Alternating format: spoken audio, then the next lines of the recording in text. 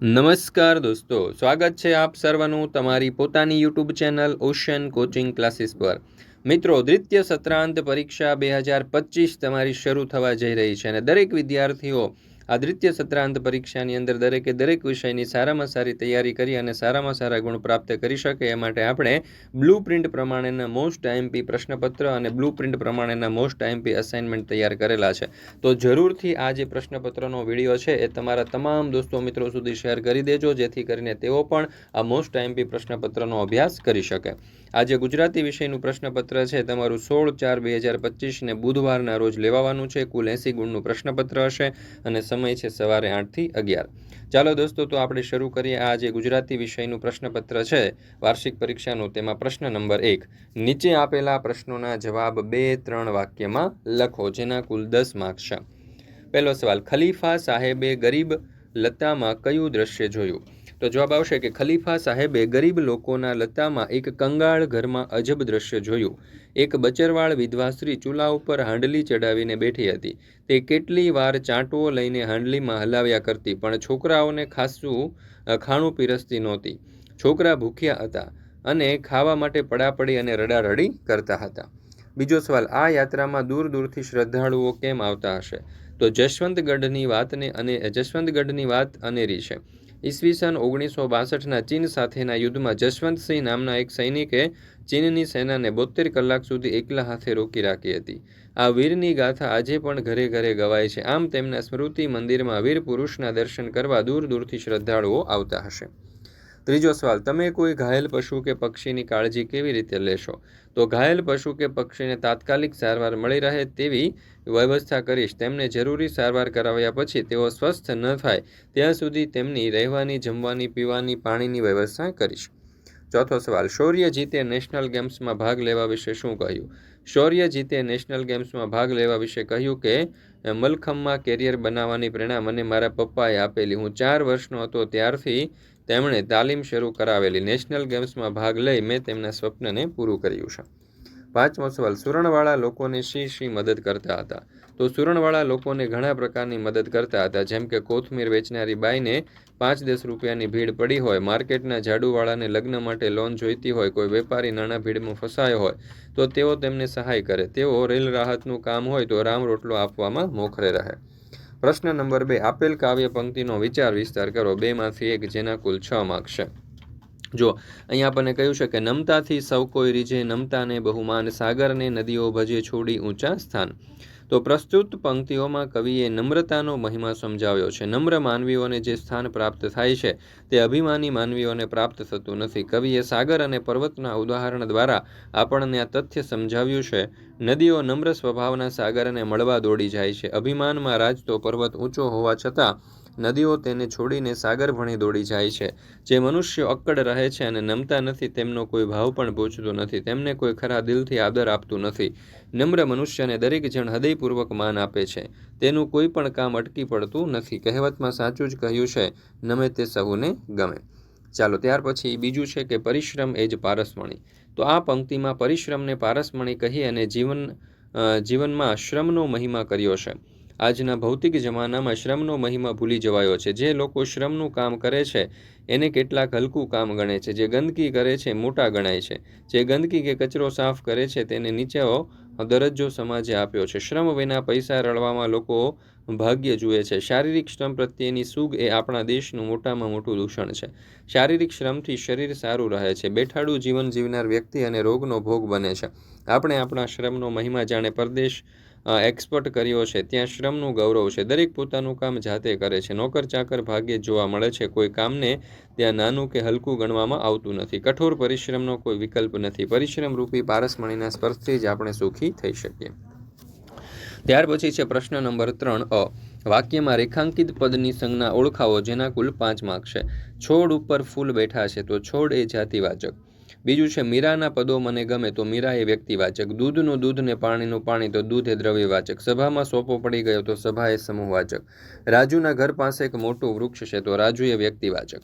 ત્યાર પછી છે પ્રશ્ન નંબર 3 વાક્યનો પ્રકાર ઓળખાવો। આપણે જીતી ગયા, તો એ ઉદ્ગાર વાક્ય। જંગલમાં સિંહ આવ્યો, તો પ્રશ્નાર્થ વાક્ય। શીતલ પહેલા નંબરે આવી તો વિધાન વાક્ય. એ ગામ મોટું છે તો પ્રશ્નાર્થ વાક્ય. તમે આજે ખૂબ શ્રેષ્ઠ કામ કર્યું તો વિધાન વાક્ય. પ્રશ્ન નંબર 3 ક. કૌંસમાં આપેલા શબ્દનો યોગ્ય ઉપયોગ કરી ખાલી જગ્યા પૂરો. 5 માર્ક્સની ખાલી જગ્યા છે એટલે કે 5 માર્ક્સ છે અને કૌંસમાં કેટલાક શબ્દો આપ્યા છે. પહેલું, ખેતરમાં જવાનો ખાલી જગ્યા ઉબડ ખાબડ છે તો માર્ગ. નોળિયો ખાલી જગ્યા બની સાપને શોધતો હોય તો વેરી. ખાલી જગ્યાની પુત્રીનું નામ ઓખા હતું તો બાણાસુર. ખાલી જગ્યા અને ધરતીબહેન ભાવનગરથી આવ્યા તો જયદીપ. પ્રવાસ અને પર્યટન આપણા ખાલી જગ્યામાં ઘણા જ મહત્વના છે તો જીવન ઘડતર.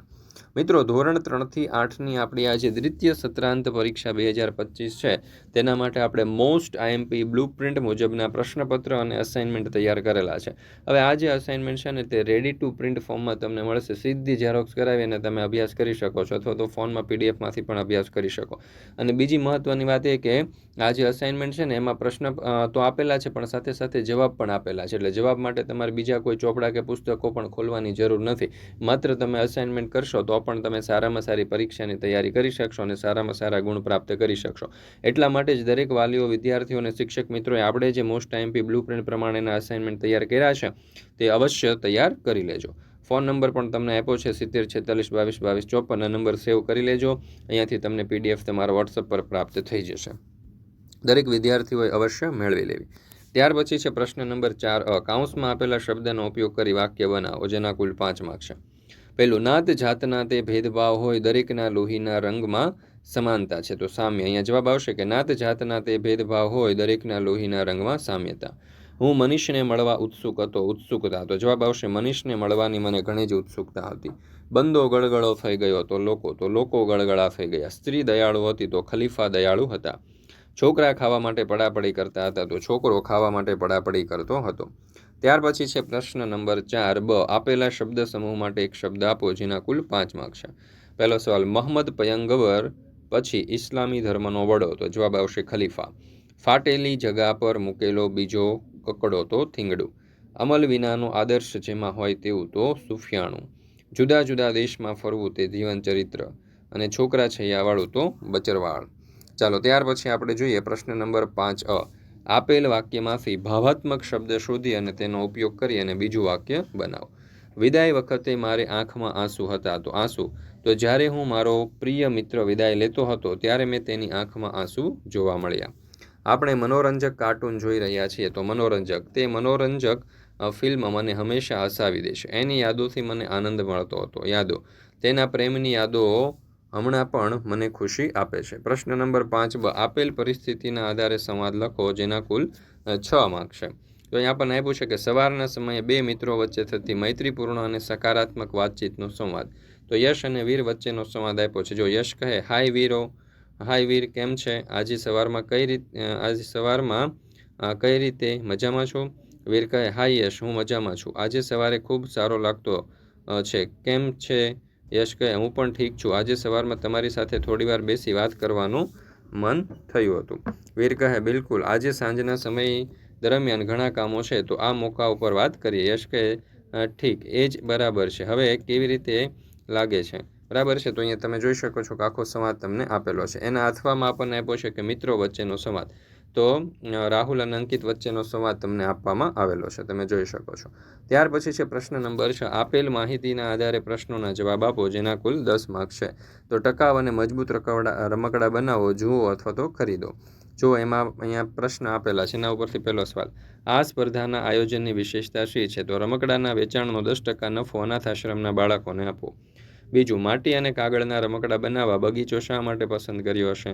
તો માટી અને કાગળના રમકડા બનાવવા અનુકૂળ રહે તે માટે.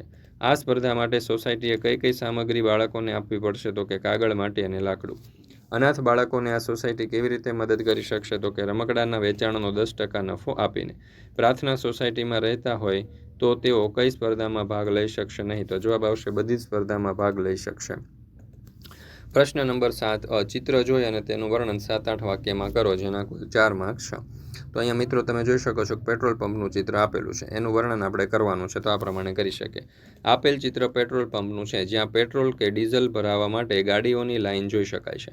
દરેક કારની અંદર ક્રમ અનુસાર પેટ્રોલ ડીઝલ ભરવામાં આવી રહ્યું છે. પેટ્રોલ પંપ પર કામ કરનાર વ્યક્તિ દરેક કાર માલિકની જરૂરિયાત મુજબનું પેટ્રોલ ભરી આપતો હશે. પેટ્રોલ પંપની નજીક 2 કાર ઊભી છે. તેઓ કદાચ પેટ્રોલ ભરાવવા ઊભી કરેલી કારમાંથી સગા સંબંધી હશે અને તેમની રાહ જોઈને ઊભા હશે. ત્યાર પછી છે પ્રશ્ન નંબર 7 બ. શબ્દો, શબ્દ સમૂહ, કહેવતો કે રૂઢિપ્રયોગનો ઉપયોગ કરી 7-8 વાક્યમાં ફકરો લખો, જેના કુલ 6 માર્ક છે. તો જો દુષ્કાળ, બે છેડા ભેગા કરવા, મુશળધાર, જીવ બળવો, બાર સાંધે ત્યાં તેર તૂટે, પેટે પાટા બાંધવા, હાંડલા, કુસ્તી કરવી, ઉદ્યમી વગેરે જેવા શબ્દો આપણને આપ્યા છે. તો એના ઉપરથી તમે જોઈ શકો છો કે આપણે અહીંયા પેરેગ્રાફ આપેલો છે. મિત્રો, આ વિડીયો તમે સ્ટોપ કરીને અથવા પોઝ કરીને જોઈ શકો છો, અથવા તો આ જે સમગ્ર પ્રશ્નપત્ર છે તેની સોલ્યુશનની PDF અવશ્ય મેળવી લેજો. અને ખાસ કરીને આપણું જે અસાઇનમેન્ટ તૈયાર કરેલું છે તે અસાઇનમેન્ટની PDF ખાસ મેળવી લેજો. તમારી પરીક્ષાની તૈયારી માટે તમને ખૂબ જ ઉપયોગી થશે. પ્રશ્ન નંબર 8. આપેલા ચિત્ર આપેલ વિષય ઉપર નિબંધ લખો. એમાં છે મોબાઈલની મજા. તો આજના ટેકનોલોજીકલ યુગમાં મોબાઈલ ફોન એ માનવ જીવનનો અભિન્ન ભાગ બની ગયો છે. વ્યસ્ત જીવનશૈલીમાં મોબાઈલ ફોન કંઈક એવી સુવિધા આપે છે કે જેનાથી પ્રત્યેક જણને રોજિંદા કાર્ય સરળ અને ઝડપી બની જાય છે. તો અહીંયા તમે જોઈ શકો છો કે આપણે આખો નિબંધ જે છે તે દર્શાવ્યો છે. ત્યાર પછી છે બીજું, જ્યાં સ્વચ્છતા ત્યાં પ્રભુતા. તો આ નિબંધ પણ આપણે અહીંયા આખો દર્શાવેલો છે. તમે આ સમગ્ર સોલ્યુશન જે છે તેને સ્ટોપ કરીને અથવા તો પોઝ કરી અને અભ્યાસ કરી શકો છો.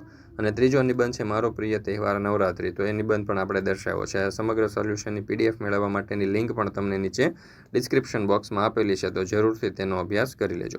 મિત્રો, આ વિડીયો તમને પસંદ આવ્યો હોય તો લાઇક કરવાનું, તમારા મિત્રો સાથે શેર કરવાનું અને સરસ મજાની કોમેન્ટ આપવાનું ભૂલશો નહીં.